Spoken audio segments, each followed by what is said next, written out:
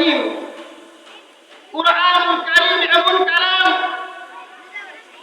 এমন কিতাব,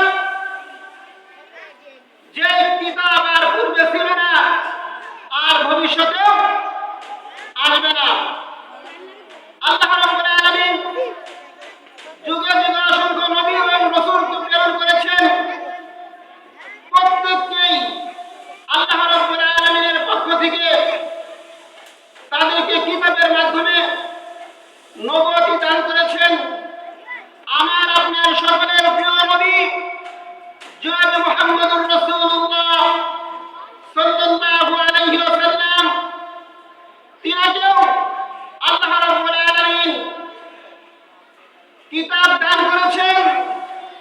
আমার আপনার নবীকে যেই কিতাব দান করেছেন, ওই কিতাবের নাম হলো কুরআনুল কারীম। করে বলুন সুবহানাল্লাহ। রাসূল কারীম সাল্লাল্লাহু আলাইহি ওয়াসাল্লামের সকল মুজিজার মধ্যে শ্রেষ্ঠতম মুজিজা হলো এই কুরআনুল কারীম। এই জন্য প্রিয় উপস্থিতি, আপনি যদি কোরআনকে জিজ্ঞাসা করেন, হে কোরআন তুমি কোথা থেকে আসলা, কোরআন তার জবাবে বলেন আল্লাহ তাআলার কালামের মাধ্যমে। আল্লাহ রাব্বুল আলামিন কুরআনুল কারীমের মধ্যে স্পষ্ট জানিয়ে দিয়েছেন, ও কোরআন তুমি কোথা থেকে এসেছো। যদি তোমাকে প্রশ্ন করে, কোরআন তুমি বলে দাও বাল হুয়া কুরআনুম মাজিদ ফি লাওহিন মাহফুজ। ও কোরআন তুমি বলে দাও আমার স্থান ছিল, আমার থাকার জায়গা ছিল লাওহে মাহফুজের মধ্যে, আমার বাড়ি ছিল লাওহে মাহফুজের মধ্যে, আমি লাওহে মাহফুজ থেকে এসেছি।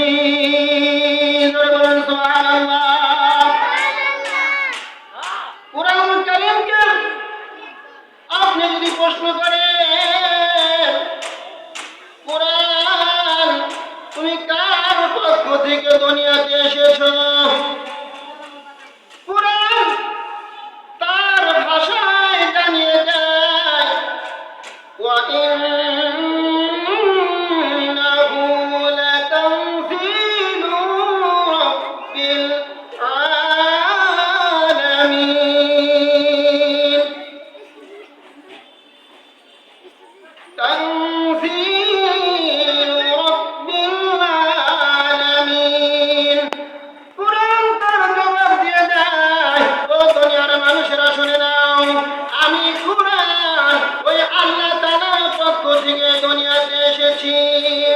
আল্লাহ রাব্বুল আলামিন কুরআনুল কারীম অবতীর্ণ করেছেন, মহান রাব্বুল আলামিনের পক্ষ থেকে কুরআনুল কারীম এসেছে।